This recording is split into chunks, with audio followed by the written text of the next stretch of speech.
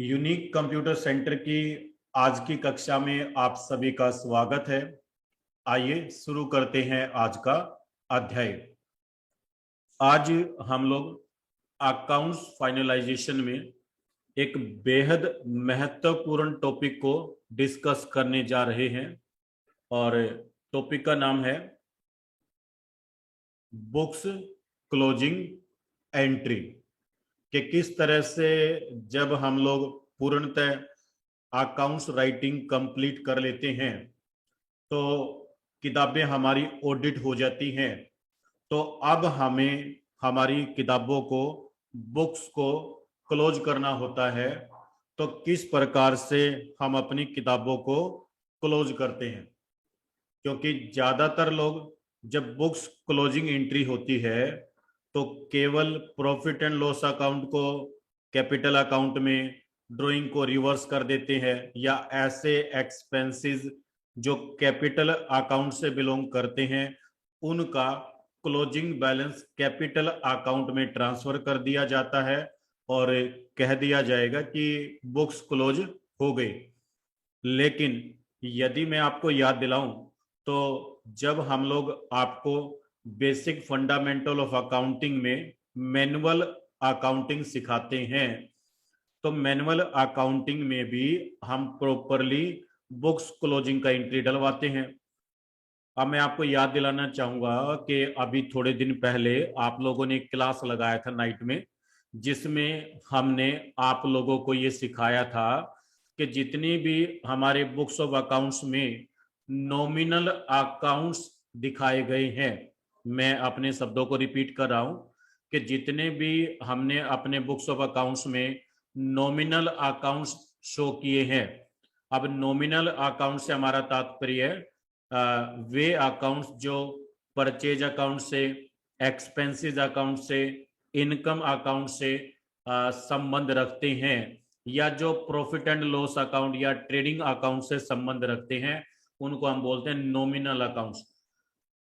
तो जो nominal accounts का क्लोजिंग बैलेंस होता है वो हमें साल के लास्ट में नील करना होता है, क्योंकि वो अगले साल फॉरवर्ड नहीं होते, क्योंकि नॉमिनल अकाउंट अवास्तविक खाते होते हैं, रियलिटी में वे कोई अकाउंट्स नहीं होते। जैसे कि हमारे पर्सनल अकाउंट्स होते हैं, जैसे कि हमारे रियल अकाउंट्स होते हैं, तो उनके जो क्लोजिंग बैलेंस है वो साल दर साल आगे फॉरवर्ड किए जाते हैं, जबकि जो नॉमिनल अकाउंट्स होते हैं जो कि अवास्तविक खाते होते हैं तो इनके क्लोजिंग बैलेंस साल दर साल खत्म कर दिए जाते हैं। तो अब मैनुअल अकाउंटिंग में हम लोग क्या करते थे कि जितने भी नॉमिनल अकाउंट्स थे उन सबके क्लोजिंग बैलेंस हम लोग प्रॉफिट एंड लॉस अकाउंट में ट्रांसफर करते हैं। तो अब यहां पर मैं आपको एक बात बताना चाहूंगा कि बहुत सारी कंपनीज हैं जो आज भी इसी प्रकार से अपने अकाउंट्स को क्लोज करती हैं, और बहुत सारी ऐसी कंपनियां हैं जो केवल प्रॉफिट एंड लॉस अकाउंट के मूल्य को कैपिटल अकाउंट में ट्रांसफर कर देती है। अब आप मेरी बात को समझने का प्रयास करना, जो बात मैं अब बोलने जा रहा हूं। देखिए, अगर आप किसी ऐसी कंपनी के लिए अकाउंट्स लिखते हैं जिस कंपनी के अंदर केवल कैपिटल से संबंधित जो अकाउंट्स हैं वही रिवर्स किए जाते हैं, रिवर्स का मतलब है क्लोज करना, फिनिश करना, नील करना, और सिर्फ प्रॉफिट एंड लॉस अकाउंट को कैपिटल में ट्रांसफर कर दिया जाता है, तो यहां तक कि अकाउंटिंग तो आपको सिखाई गई है। लेकिन सपोज करते हैं कि आप किसी ऐसी कंपनी में एज एन अकाउंटेंट काम करते हैं जहां पर बुक्स क्लोजिंग का एंट्री बिल्कुल प्रॉपरली मेंटेन किया जाता है और जितने भी नॉमिनल अकाउंट्स हैं वो सारे के सारे प्रॉफिट एंड लॉस अकाउंट में ट्रांसफर किए जाते हैं। तत्पश्चात प्रॉफिट एंड लॉस अकाउंट को कैपिटल अकाउंट में ट्रांसफर किया जाता है।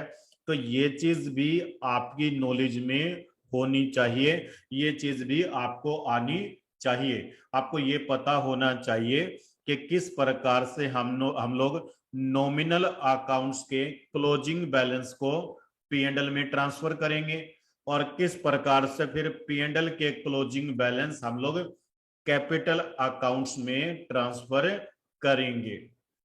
तो लीजिए, अभी बातों में हमने समझ लिया कि आज की क्लास का हमारा मुख्य उद्देश्य क्या है। तो मैं उम्मीद करूं कि जो आज की क्लास का उद्देश्य है वो आपको समझ में आ गया कि किस प्रकार से हम टैली प्राइम को यूज करते हुए बुक्स क्लोजिंग का एंट्री रिकॉर्ड करेंगे। और यहाँ पर अगर मैं आपको बताऊं और कहानी में ट्विस्ट डालना चाहूं तो आज मैं बहुत सारे बच्चों के उस सवाल का जवाब दे सकता हूं जिसमें अक्सर बच्चा ये सवाल करता है कि सर, जब हम लोग ट्रेडिंग अकाउंट या प्रॉफिट एंड लॉस अकाउंट बनाते हैं तो वहां पर वो टू और बाई अपोजिट डायरेक्शन में क्यों यूज किए जाते हैं? तो आज मुझे लगता है कि बिल्कुल सही टाइम है उस सवाल का जवाब देने का। चलिए, मैं प्रयास करूंगा कि उस सवाल का जवाब भी आज की क्लास के बीच में दे पाऊं। जी, अब मैं एक बार आपको मौका देना चाहूंगा कि यदि आपको कोई डाउट है, कोई दिक्कत है, कोई समस्या है तो आप सवाल करें, अन्यथा हम क्लासरूम को आगे बढ़ाते हैं।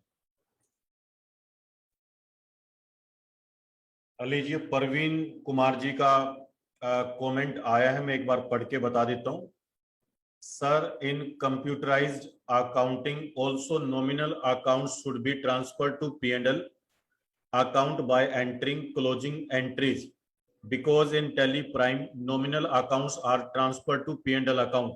In Tally Prime, nominal accounts are automatically transferred to P&L account. Yes, Parveen ji, you are absolutely right. कि in Tally Prime, whatever जो भी nominal accounts होते हैं और मीन्स जितनी भी इनकम होती है और उसमें से जितने भी एक्सपेंसेस होते हैं तो उन दोनों के बीच का जो डिफरेंस है वो प्रॉफिट एंड लॉस अकाउंट में ऑटोमेटिकली शो कर दिया जाता है। बट जो नॉमिनल अकाउंट्स के क्लोजिंग बैलेंस हैं वो स्टिल पेंडिंग रहते हैं। ये पॉइंट आप नोट करिए कि जो प्रॉफिट एंड लॉस अकाउंट की जो आइटमें होती हैं, ट्रेडिंग अकाउंट की जो आइटमें होती हैं, उनके क्लोजिंग बैलेंस स्टिल पेंडिंग रहते हैं, खड़े रहते हैं। तो आज हम यही सीखेंगे कि जिस तरह से हम लोग मैनुअल अकाउंटिंग में नॉमिनल अकाउंट्स के क्लोजिंग बैलेंस नील करते थे तो वो काम कंप्यूटराइज्ड अकाउंटिंग में किस प्रकार से किया जाता है। ये मैं आपको पहले बता चुका हूं कि कुछ ऐसी कंपनीज है जो इस काम को करती हैं और कुछ ऐसी कंपनीज है जो इस काम को नहीं करती। तो देखिए, जो नहीं करती तो आपको करना नहीं पड़ेगा, बट अगर किसी ऐसी कंपनी के अंदर आप चले जाते हैं जहां पर ये काम किया जाता है और अगर आपको ये करना आता है तब तो ये कोई बड़ी बात नहीं है, और अगर आपको ये करना नहीं आता तो आपके लिए एक बहुत बड़ा इशू हो जाएगा। तो मेरा मानना यह है कि हमें आना चाहिए, काम करना पड़ेगा तो कर देंगे, नहीं करना पड़ा तो छोड़ देंगे, बट नॉलेज तो होनी चाहिए ना। तो चलिए, अब हम यहां से चलते हैं टैली प्राइम में, और मेरे पास में एक एग्जांपल है, उसके द्वारा मैं आज ये आपका प्रैक्टिस करवाना चाहूंगा। चलिए, अब यहां से टैली प्राइम में एंटर करते हैं। टैली प्राइम मैंने अभी तक चलाया नहीं है तो चलिए टैली प्राइम को चलाते हैं। ये लीजिए, मैंने टैली प्राइम सॉफ्टवेयर को रन किया, और सॉफ्टवेयर को रन करने के बाद आपको एक कंपनी सिलेक्ट करना है जिसका नाम है SIIT। आपको याद होगा कि कंप्यूटर इंस्टीट्यूट का मैंने बुक्स ऑफ अकाउंट्स आपको मेंटेन करवाया था, अगर आपको याद हो तो उसी कंपनीज का एग्जांपल लेकर के कंट्रोल F3 किया मैंने, जो कंपनी ओपन था उसको बंद किया, SIIT लिया, और इसमें हमने 2020-21 के बुक्स ऑफ अकाउंट्स मेंटेन कर रखे हैं।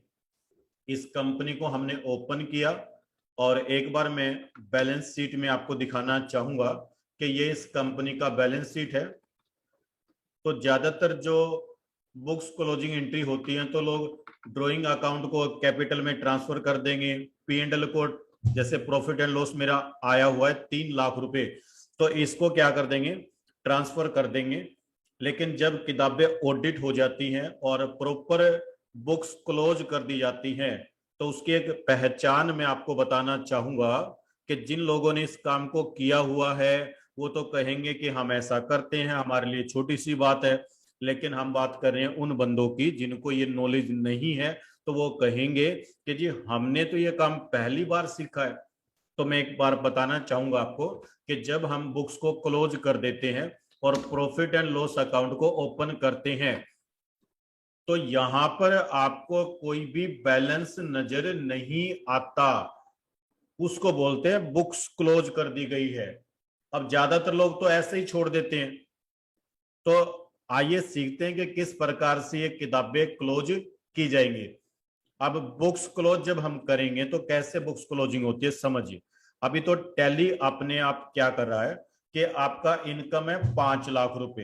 एक इनकम आपको यहां से है 3,000 रुपए की, एक 3,000 रुपए की यहां से है, 4,94,000 रुपए की इनकम आपको यहां से है। और इसी प्रकार से ये आपके जो एक्सपेंसेस है वो 2 लाख रुपए के एक्सपेंसेस हैं, और ये इन एक्सपेंसेस का डिटेल है। और ये बता दिया ये 3 लाख रुपए का आपका प्रॉफिट है।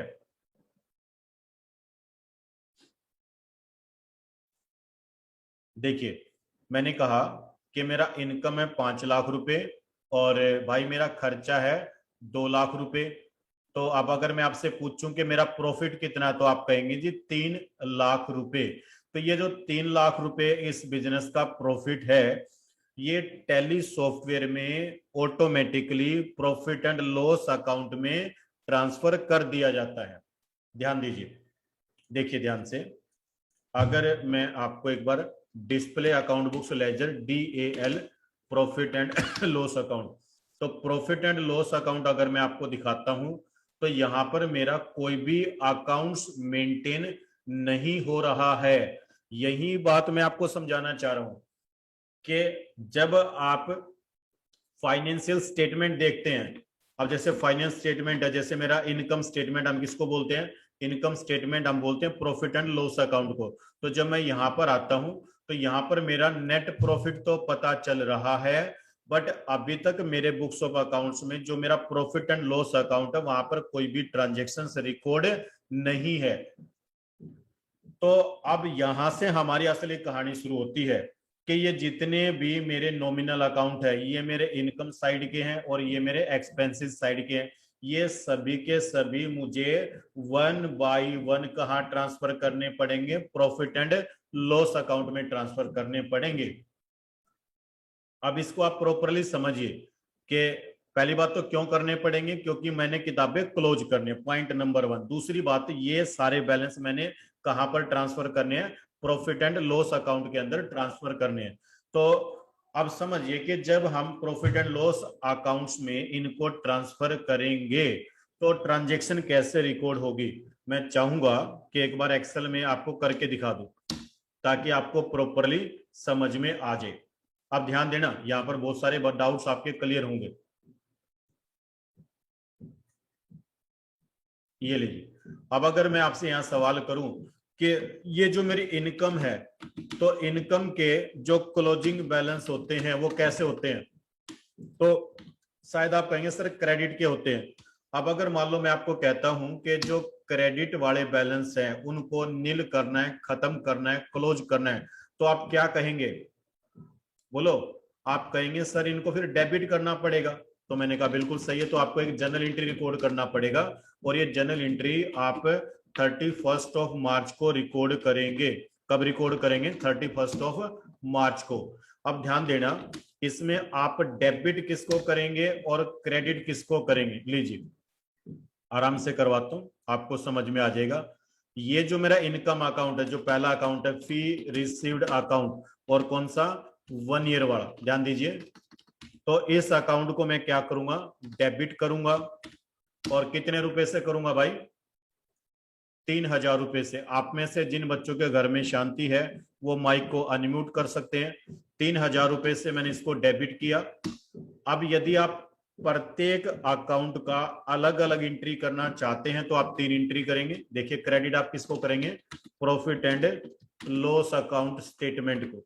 ठीक है भाई, प्रॉफिट एंड लॉस अकाउंट को आप क्या करेंगे, क्रेडिट करेंगे 3,000 रुपए से।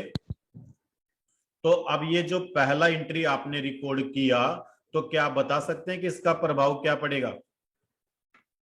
इसका प्रभाव ये पड़ेगा कि जो फी रिसीव्ड अकाउंट था वो क्रेडिट था, मैंने डेबिट कर दिया तो उसका बैलेंस नील हो जाएगा, और प्रॉफिट एंड लॉस अकाउंट में 3,000 रुपए से अकाउंट क्रेडिट हो जाएगा। मतलब वहां पर एक ट्रांजेक्शन आ जाएगी 3,000 रुपए क्रेडिट की, और क्रेडिट किया तो इसका मतलब क्या है कि वो इनकम है। डेबिट है तो खर्चा है, क्रेडिट है तो इनकम है जी। लाइए अब इस एंट्री को मैं एक बार टैली में रिकॉर्ड करके दिखा देता हूं। यहीं से मैंने ओल्ड जी किया, ओल्ड जी से मैंने क्रिएट वाउचर लिया और डेट लिया 31 मार्च 2021, और जनरल एंट्री मैंने रिकॉर्ड करना है। और डेबिट किसको करना है? डेबिट मैंने अपने इनकम अकाउंट्स को करना है, और मेरा इनकम क्या था भाई? फी रिसीव्ड अकाउंट, और ये लीजिए 3,000 रुपए से। अब आप यहां मैच करिए, ये क्या हो गया? नील हो गया। और क्रेडिट किसको कर देंगे? प्रॉफिट एंड लॉस अकाउंट को। ये लीजिए, अब प्रॉफिट एंड लॉस अकाउंट का जो यहाँ पर बैलेंस शो हुआ है वो 3,03,000 रुपए शो हुआ है। ठीक है, ये मैं आपको बाद में नील करके दिखाऊंगा, ये लास्ट में नील हो जाएगा। Got it? चलिए आगे बढ़ते हैं, करें भाई। ये हो गया पहला एंट्री। आइए अब इस एंट्री को रिकॉर्ड करते वक्त मैं आपके सवाल का जवाब दे देता हूं कि जब हम ट्रेडिंग अकाउंट मेंटेन करते हैं या जब हम profit and loss account maintain करते हैं, तो ध्यान दीजिए, जब आप ट्रेडिंग अकाउंट मेंटेन करते हैं तो क्या करते हैं। मैं यहां पर इसका एक सैंपल बनाना चाह रहा हूं कि ये मान लीजिए मेरा ट्रेडिंग अकाउंट है, ठीक है जी। और ट्रेडिंग अकाउंट को हम कैसे तैयार करते हैं? ट्रेडिंग अकाउंट में यहां पर हम लोग ये वाला जो साइड होता है इसको तो बोलते हैं डेबिट साइड, सही है भाई। और यहाँ पर क्या लिखते हैं? पर्टिकुलर्स। एक बेहद जरूरी चीज बता रहा हूं, पर्टिकुलर्स। और इधर रख देता हूं अमाउंट, और इधर भी इसी प्रकार से पर्टिकुलर्स और अमाउंट। और इधर ये वाला जो साइड होता है इसको क्या बोलते हैं? ये होता है भाई क्रेडिट साइड। अब ध्यान से समझना, आपके एक बहुत जरूरी सवाल का जवाब देने जा रहा हूं। अक्सर आप लोग इस सवाल को पूछते हैं कि सर ऐसा क्यों होता है।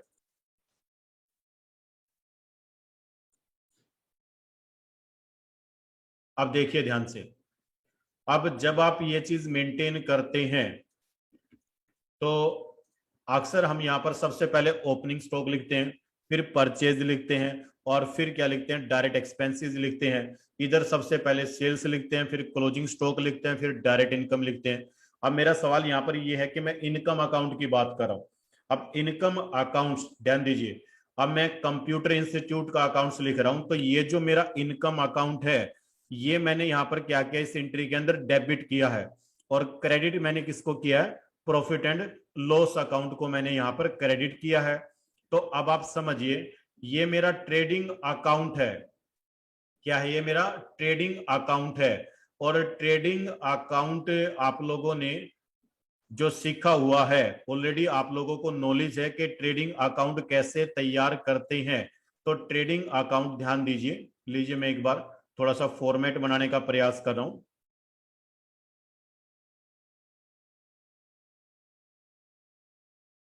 ये लो, ये इसका एक सैंपल हमने तैयार कर दिया।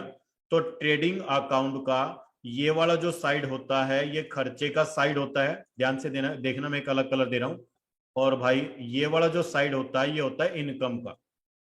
मैनुअल अकाउंटिंग में ये बातें आपको पढ़ाई गई है, सही है। और ये जो एंट्री मैंने यहाँ पर रिकॉर्ड की है, ध्यान दीजिए, अब इसमें मैंने जो है जो फी रिसीव्ड अकाउंट है इसको मैंने डेबिट किया है।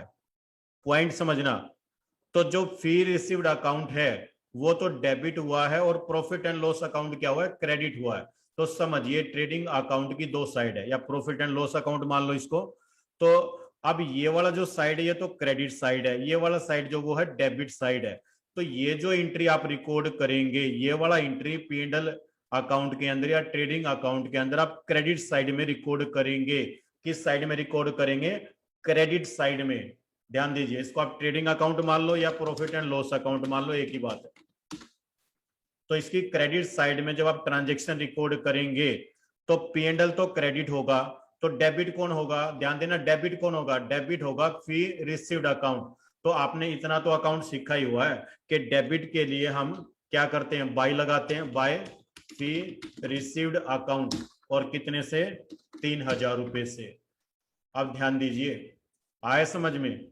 अब अगर इस एंट्री को मैं पूर्णतः आपसे पूछूं तो आप इसको कैसे पढ़ेंगे कि इस एंट्री के अंदर fee received account debit to profit and loss account, ये एंट्री ऐसा पढ़ा जाएगा।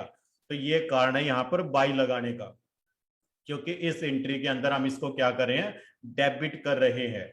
अब इसी तरह से आपके बुक्स ऑफ अकाउंट्स में जो अगला, और यहां पर आप क्या लिखेंगे, being amount transfer to capital account. ध्यान दीजिए, capital account, oh sorry capital P&L। ये लीजिए पहला एंट्री। आइए अब दूसरा एंट्री करके दिखा देता हूं। दूसरा एंट्री जो था मेरा, देखिए ये यहां पर क्या हो गया, नील हो गया। अगला एंट्री है मेरा fee receivable of basic computer course 3000। Alt G किया मैंने, यहां से क्रिएट वाउचर लिया, डेबिट में पहले F7 किया, fee receivable of basic computer course 3000, और क्या कर देंगे, क्रेडिट कर देंगे भाई किसको, P&L को। ध्यान दीजिए, प्रॉफिट एंड लॉस अकाउंट। ये लीजिए, अब ये एंट्री आपको यहां समझ में आई। आइए इस एंट्री को किस तरह से प्रॉफिट एंड लॉस अकाउंट के अंदर रिकॉर्ड किया जाएगा समझाता हूं। ये एंट्री भी यहीं पर आएगी, और क्योंकि इस एंट्री में आपने फी, क्या नाम है अकाउंट का, फी रिसीवेबल या फी बेसिक कंप्यूटर कोर्स कर देता हूं, BCC कर देता हूं, बस BCC अकाउंट, कितना 3000 रुपए। तो उम्मीद करूं कि आपको ये प्रॉपरली समझ में आ रहा है कि यहाँ पर बाई शब्द का इस्तेमाल हम लोग क्यों कर रहे हैं। क्योंकि प्रॉफिट एंड लॉस अकाउंट में जब ये ट्रांजैक्शन रिकॉर्ड की जा रही है तो इसमें profit and loss account credit किया जा रहा है और डेबिट किया जा रहा है fee basic computer course account को। चलिए इसी तरह से कंट्रोल आर कर दीजिए, control R, being amount transfer to P&L, बिल्कुल सही है। आइए अब तीसरा एंट्री रिकॉर्ड करते हैं। तीसरा एंट्री किसका करेंगे, देखिए धीरे धीरे ये अपने आप नील हो जाएगा, और अब कहां पर आ जाएंगे, फी रिसीव्ड अकाउंट पर आ जाएंगे। और फी रिसीव्ड अकाउंट कितना, 4,94,000 रुपए है। इसी तरह से मैंने Alt G किया, क्रिएट वाउचर लिया, और फी रिसीव्ड अकाउंट कितना था, 4,94,000, और भाई क्रेडिट मैंने किसको कर दिया, प्रॉफिट एंड लॉस अकाउंट को। F7 करिए, जनरल एंट्री रिकॉर्ड करनी है आपको। ये लीजिए profit and loss account, control R किया, सही है। अब देखिए ये एंट्री अगर आपको manually profit and loss account में रिकॉर्ड करनी पड़ेगी तो आप कैसे करेंगे, ये इस तरह से रिकॉर्ड होगी, बाय करेंगे फी रिसीव्ड अकाउंट, और उम्मीद करूंगा कि आप प्रॉपरली पढ़ पा रहे होंगे जैसे मैं पढ़ पा रहा हूं कि भाई यहां पर इस एंट्री के अंदर प्रॉफिट एंड लॉस अकाउंट को क्रेडिट किया गया है, क्योंकि ये entry profit and loss account के क्रेडिट साइड में लिखी गई है, और जबकि इस एंट्री में डेबिट हुआ है फी रिसीव्ड अकाउंट। अगर मान लीजिए मैं फी रिसीव्ड अकाउंट यहां पर बना के दिखाऊं, मान लीजिए लेजर है, और ये लेजर किसका है, सपोज करिए फी रिसीव्ड अकाउंट का है, तो फी रिसीव्ड अकाउंट का जो क्लोजिंग बैलेंस आपको मिलेगा वो कितने का मिलेगा, 4,94,000 रुपए। बोलो 4,94,000 रुपए किसका मिलेगा, आपको मिलेगा क्रेडिट का। क्या मैं ठीक कह रहा हूं कि अगर यहां पर मैं आपको थोड़ा सा समझाऊं तो ये डेबिट और ये क्रेडिट, ठीक है भाई। अब इनकम क्या होती है, क्रेडिट में होती है, तो 4,94,000 रुपए क्रेडिट बैलेंस आपको मिलेगा। अब इस क्रेडिट बैलेंस को अगर आपको खत्म करना है तो क्या करना पड़ेगा, इसको डेबिट करना पड़ेगा 4,94,000 रुपए से, और पर्टिकुलर में क्या लिख देंगे। अब देखिए अगर फिगर आपने डेबिट में लिखे हैं तो पर्टिकुलर की शुरुआत 2 से होगी, टू P&L। अब समझिए, अब इस एंट्री के अंदर आपने P&L अकाउंट को क्रेडिट किया है, और डेबिट किसको किया है, डेबिट आपने किया फी रिसीव्ड अकाउंट को। यही काम हमने यहां किया है, इस एंट्री को क्रेडिट साइड में नोट किया है P&L की, और डेबिट किसको किया है, फी रिसीव्ड अकाउंट को किया है। तो इस प्रकार से आपको नॉमिनल अकाउंट्स के अंदर जितने भी आपके अकाउंट्स आते हैं उन सब का क्लोजिंग बैलेंस आपको प्रॉफिट एंड लॉस अकाउंट में ट्रांसफर करना है। लीजिए अब अगर मैं आपको अपना P&L दिखाऊं तो मेरा P&L देखिए, मेरा P&L का जो इनकम साइड है वो क्या हो गया है, नील हो गया। अब इस पे ना जाए, या मैं आपको लास्ट में मैच करके दिखा दूंगा, ये सारी चीजें होगी नील। अब इसी प्रकार से आपको क्या करने, ये जितने भी एक्सपेंसेस अकाउंट हैं ये सारे के सारे अकाउंट्स आपको क्या करने हैं, बाद में ट्रांसफर करने हैं, किसमें, प्रॉफिट एंड लॉस अकाउंट में। लाइए इन सब का एंट्री एक ही बना देता हूं, एक ही में काम तमाम कर देता हूं। तो मैं इनकी फोटो ले लेता हूं और MS पेंट के अंदर रख लेता हूं ताकि मुझे पता रहेगा। ठीक है भाई, लीजिए अब MS पेंट से मैं देख देख के फटाफट एंट्री बना लूंगा। यहीं से मैंने Alt+G किया, क्रिएट वाउचर लिया, F7 किया। अब डेबिट होगा profit and loss account 2 lakh रुपए से, ये लीजिए। सही है भाई। और क्रेडिट कौन कौन होंगे देख लीजिए एक बार। अब ये 2 लाख रुपए से ये वाले अकाउंट क्या करने हैं आपने, सारे के सारे ये वाले अकाउंट आपको क्रेडिट करने हैं। चलिए शुरू हो जाइए। पहला अकाउंट है एडवर्टाइजमेंट, कितना एडवर्टाइजमेंट दिखाया गया, क्षमा चाहूंगा यहाँ पर तो 27,600 सॉरी 27,600, ये लीजिए गलती हो गया, 27,600। एक एंट्री बना रहा हूं। इनकी पहचान आपको ये रखनी है कि जो क्लोजिंग बैलेंस है इन सारे अकाउंट्स के क्लोजिंग बैलेंस नील होते चलेंगे। अगला अकाउंट है मेरे पास में बैंक चार्जेस का, बैंक चार्जेस के 100 रुपए हैं, क्रेडिट किया। अगला अकाउंट है मेरा कोरियर चार्जेस का 210 रुपए है।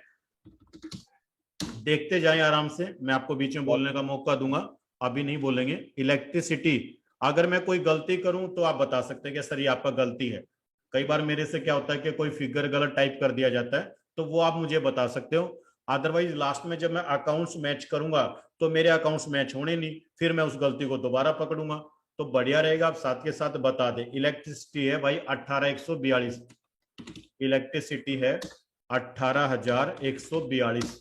इसी तरह से अगला अकाउंट है मेरा इंटरनेट 4,500 रुपए, इंटरनेट चार्जेस है भाई मेरा 4,500 रुपए। सभी अकाउंट्स आपको सारे क्या करने, नील करने। लाइसेंस रिन्यूअल चार्जेस है मेरा 28,000 रुपए, लाइसेंस रिन्यूअल चार्जेस है भाई मेरा 28,000 रुपए, एक जीरो कम रह गया, ये लीजिए। उसके बाद में अगला है मेरा भाई मिसलेनियस 1,200 रुपए, मिसलेनियस 1,200 रुपए। अगला है भाई मेरा मोबाइल 4,600 रुपए, तो लिखिए यहाँ पर मोबाइल 4,600 रुपए। अगला अकाउंट है मेरे पास में प्रोफेशनल चार्जेज 3,100 रुपए, प्रोफेशनल चार्जेज 3,100 रुपए। अगला अकाउंट है मेरे पास में रेंट 45,000 रुपए, रेंट 45,000 रुपए। और अगला अकाउंट है मेरे पास में रिपेयरिंग चार्जेस 1,000 रुपए, ये क्रेडिट और रिपेयरिंग 1,000 रुपए। अगला अकाउंट है मेरे पास में सैलरी एक्सपेंसेस, सैलरी है भाई मेरा 60,000 रुपीज। चलते जाएं। सैलरी के बाद में अगला मेरा स्टाफ वेलफेयर 2,400 रुपए, स्टाफ वेलफेयर 2,400 रुपए। अगला भाई मेरा स्टेशनरी चार्जेस 2,100 रुपए, स्टेशनरी चार्जेस 2,100 रुपए। और लास्ट है भाई मेरा व्हीकल रनिंग एंड मेंटेनेंस 2,048 रुपए, व्हीकल रनिंग एंड मेंटेनेंस 2,048 रुपए। अब मेरा अनुमान है कि दोनों साइडें मेरी बराबर हो गई होंगी और इस एंट्री को आपने ट्रांसफर कर दिया प्रॉफिट एंड लॉस अकाउंट में। अब आइए एक बार प्रॉफिट एंड लॉस अकाउंट में बताना चाहूंगा कि इस एंट्री के अंदर profit and loss account debit हुआ है, इसलिए इस एंट्री को जब आप P&L में रिकॉर्ड करेंगे तो इसकी डेबिट साइड में रिकॉर्ड करेंगे। किस साइड में रिकॉर्ड करेंगे, डेबिट साइड में रिकॉर्ड करेंगे। और क्योंकि ध्यान दीजिए, क्योंकि इस एंट्री में आपने सभी एक्सपेंसेस अकाउंट को क्रेडिट किया है, तो इसलिए जब आप यहाँ पर एंट्री लिखते हैं तो कहां से शुरुआत करते हैं, 2 से करते हैं। याद आया कहां से शुरू करते हैं, 2 से। तो ये कारण होता है यहाँ पर 2 लगाने का, क्योंकि बुक्स क्लोजिंग करने के दौरान आपने इन एक्सपेंसेस अकाउंट को क्रेडिट किया हुआ है। तो ये एंट्री इस तरह से टैली में होती है, ये रही। तो उम्मीद करूं कि आपको ये बिल्कुल अच्छे से समझ में आ रहा है कि ये क्या लॉजिक होता है। बच्चे बहुत बार पूछते हैं कि सर ये 2 बाई का लॉजिक क्या है, तो भाई ये लॉजिक तो बुक्स क्लोजिंग एंट्री में ही क्लियर होता है। और कमाल की बात है कि अब ज्यादातर लोग इस एंट्री को रिकॉर्ड ही ना करते। अब क्योंकि इस एंट्री को लोग रिकॉर्ड ना करते तो उनको ताउम्र ये समझ में ना आता कि प्रॉफिट एंड लॉस अकाउंट में 2 बाई का इस्तेमाल क्यों होता है। और रही सही कसर इसमें टैली ने पूरी कर दी कि टैली से जब P&L को प्रिंट करते हैं ना तो वहां पर 2 बाई शो नहीं होता है। ऐसा फास्ट ट्रैक पे लोग काम करते हैं कि इन एंट्रीज को छोड़ दिया जाता है। चलिए आगे बढ़ते हैं, ये लीजिए। आइए अब दोबारा से अपने P&L को देखते हैं, और ये लो मेरा P&L क्या हो गया, नील हो गया। सही है। अब ध्यान देना आप, अब मैं आपको लेके चलता हूं वापस अपनी बैलेंस शीट के अंदर, और बैलेंस शीट से मैं आपको शो करना चाहूंगा कि ध्यान दीजिए देवताओं और देवियों, मेरा प्रॉफिट कितना आया, 3 लाख रुपए। ध्यान देना, लेकिन क्योंकि अब मैंने अपने books of accounts nominal account के क्लोज कर दिए, तो इसीलिए जब मैं यहां पर देख रहा हूं तो मेरा यहां पर क्या शो हो रहा है, नील शो हो रहा है। गोट इट, बोलिए। आप बिल्कुल proper books of accounts close हुए हैं, इसको बोलते हैं बुक्स क्लोजिंग एंट्री। अब आपको क्या करना है, बुक्स क्लोजिंग में जो आप बैलेंस शीट में एंट्रियां डालते हैं, जैसे बैलेंस शीट में ये जो ड्राइंग अकाउंट्स होते हैं, या ऐसे अकाउंट जो कैपिटल अकाउंट को रिप्रेजेंट करते हैं, तो वे अकाउंट भी सारे के सारे नील करने होते हैं। ठीक है, तो ड्राइंग अकाउंट को भी नील करके दिखा देता हूं। ये लीजिए, यहाँ पर एक एंट्री ट्रांसफर करता हूँ, Alt A किया मैंने, जनरल एंट्री हम रिकॉर्ड करेंगे और डेबिट करेंगे सुनील कैपिटल अकाउंट को 10,000 या 11,000 रुपए, 11,000 रुपए शायद ड्राइंग का। ये लीजिए, सही है। और ड्राइंग को भी आपने क्या कर दिया, being amount transfer to capital account. ये लो भाई, अब कैपिटल अकाउंट कितने का आ गया, 5,89,000 का आ गया। अब ये जो प्रॉफिट एंड लॉस अकाउंट आपका है, इसको आप कहां ट्रांसफर कर देंगे, कैपिटल अकाउंट में, तब जाकर के बुक्स क्लोज होगा। लाइए मैं करके दिखा रहा हूं, Alt G किया मैंने, क्रिएट वाउचर लिया और एक जनरल एंट्री पास की, और उसके अंदर प्रॉफिट एंड लॉस अकाउंट। अगर मैं आपको एक बार P&L का अकाउंट स्टेटमेंट दिखाऊं, देखो ये लो, डिस्प्ले मोर रिपोर्ट्स, अकाउंट बुक्स, और क्या लेंगे, लेजर, और क्या खोलेंगे, प्रॉफिट एंड लॉस अकाउंट। अब प्रॉफिट एंड लॉस अकाउंट का मैं एक बार आपको प्रिंट प्रीव्यू दिखा रहा हूं, आई बटन दबाया मैंने, ये लो। तो आप यहां पर देख पा रहे होंगे मेरा जो क्लोजिंग बैलेंस नजर आ रहा है वो क्रेडिट साइड का नजर आ रहा है, कितना, 3 लाख रुपए। क्रेडिट साइड का होगा तो इनकम होगी, डेबिट साइड का होगा तो एक्सपेंसेस होंगे। ये 3 लाख रुपए मेरा क्रेडिट साइड का है, क्योंकि मेरा इनकम तो है 5 लाख रुपए और मेरा खर्चा है केवल 2 लाख रुपए। आया समझ में। तो जिन लोगों ने ये एंट्रियां डालनी आज तक नहीं सीखी, उनके लिए तो ये पहली बार उन लोगों ने P&L अकाउंट में एंट्रियां देखी है, ध्यान दीजिए। सही है, तो ये आपका P&L तैयार हो रहा है यहां पर, ये आपका P&L अकाउंट है, समझ रहे हो। अब मैं आपको सिखाता हूं कि ये जो 3 लाख रुपए का डिफरेंस है, इसको भी खत्म करना होता है, इसका क्लोजिंग बैलेंस भी अगले साल नील ही जाएगा। तो लाइए इसको खत्म करके दिखा देता हूं, मैंने Alt A किया, और यहां पर जब देखिए, अगर P&L अकाउंट का क्लोजिंग बैलेंस क्रेडिट में है और उसको खत्म करना है तो क्या करना पड़ेगा, डेबिट करना पड़ेगा। ये लीजिए, और क्रेडिट किसको कर देंगे, सुनील कैपिटल अकाउंट को, और being amount transfer to capital account. तो ये होता है प्रॉपर बुक्स क्लोजिंग एंट्रियां। मीन्स मैं कहूंगा भाई कम से कम इतना तो सीख लो, इसके अलावा यदि आपको और ज्यादा आता है तो जो जो नॉलेज आपको वो भी सारी इसमें ऐड कर दो। ये लीजिए, अब वापिस आते हैं यहाँ पर। तो पहले मैं आपको बैलेंस शीट दिखाना चाहूंगा। बैलेंस शीट में अभी 1 लाख रुपए क्यों आ गया, क्या मेरे से गलती हो गया कुछ, जी देखिए, 2 लाख रुपए ट्रांसफर कर दिया क्या मैंने, कितना करना था, 3 लाख रुपए ट्रांसफर करना था, एक गलती होगी मेरे से। ये लीजिए, हाँ, इसीलिए मैं हमेशा कहता हूं कि भाई यहाँ क्लोजिंग बैलेंस पे ध्यान रखा करो कि क्लोजिंग बैलेंस हमें क्या करने होते हैं, इनके नील करने होते हैं। ये लीजिए, अब मेरा P&L क्या हो गया, नील हो गया, और कैपिटल अकाउंट बढ़ के मेरा कितना हो गया, 8,89,000। P&L में आप जब जाएंगे तो यहाँ पर आपको सब कुछ क्या मिलेगा, नील मिलेगा। ठीक है जी। तो उम्मीद करूं कि किस तरह से हम नॉमिनल अकाउंट्स को, जो हमारी आज की क्लास का उद्देश्य था, ये लीजिए, किस तरह से हम अपने नॉमिनल अकाउंट्स के बैलेंसेस को, आज का उद्देश्य क्या था कि नॉमिनल अकाउंट्स के बैलेंसेस को P&L में ट्रांसफर करेंगे, P&L के बैलेंस को किस में करेंगे, कैपिटल अकाउंट में करेंगे, और इसको बोला जाता है बुक्स क्लोजिंग एंट्री। अब इस एंट्री को करने के बाद आपको इस बुक्स ऑफ अकाउंट्स के अंदर कुछ भी नया ऐड करने की आवश्यकता नहीं होती, क्योंकि ये बुक्स क्लोज कर दी गई है। और साथ के साथ, क्योंकि आज ये चीज बिल्कुल आसानी से समझ में आ सकती थी कि क्यों जब हम प्रॉफिट एंड लॉस अकाउंट तैयार करते हैं तो बच्चे पता है क्या सवाल करते हैं, बच्चे सवाल करते हैं सर एक बात बताओ, एडवर्टाइजमेंट एक्सपेंसेस तो जो ना डेबिट होता है, तो आप यहाँ पर 2 क्यों लगा रहे हैं। अरे इसको क्लोज करने के लिए लगा रहे हैं, क्लोज नहीं करना होता क्या? उसी तरह बच्चा कहता है सर इनकम अकाउंट तो सदैव ना क्रेडिट होते हैं, फिर आप इस पे बाई क्यों लगा रहे हो? है अरे भाई ये भी तो क्लोज करने होते हैं, ये बुक्स क्लोज करने के लिए या इन अकाउंट्स के बैलेंसेस को नील करने के लिए हम इनका रिवर्स एंट्री रिकॉर्ड करें हैं। तो रिवर्स एंट्री में क्या होता है कि जिसका बैलेंस क्रेडिट में होगा वो डेबिट होगा, जिसका बैलेंस डेबिट में होगा वो क्रेडिट होगा। अब ये वाले अकाउंट मेरे इनकम अकाउंट है, इनका बैलेंस मेरा क्रेडिट है, तो रिवर्स करूंगा तो क्या करूंगा, डेबिट करूंगा तभी तो नील होगा। और ये वाले अकाउंट जो होते हैं एक्सपेंसेस वाले, इनके क्लोजिंग बैलेंस डेबिट के होते हैं, तो डेबिट वालों को अगर रिवर्स करना है, नील करना, तो क्या करना पड़ेगा, क्रेडिट करना पड़ेगा। तो क्रेडिट के लिए 2 लगाते हैं, डेबिट के लिए क्या लगाते हैं, बाई लगाते हैं। तो आई होप कि जो आज की क्लास का जो उद्देश्य था वो आपको प्रॉपरली समझ में आया होगा, ऐसा मैं आप लोगों से अनुमान लगाता हूं। जी अब क्लास के लास्ट में मैं आपको मौका दे रहा हूं कि अगर आप चाहें तो माइक को अनम्यूट करके आज की क्लास का अपना फीडबैक दे सकते हैं। यदि आपको आज की क्लास से संबंधित कोई डाउट है तो डाउट पूछ सकते हैं। जी आई एम वेटिंग।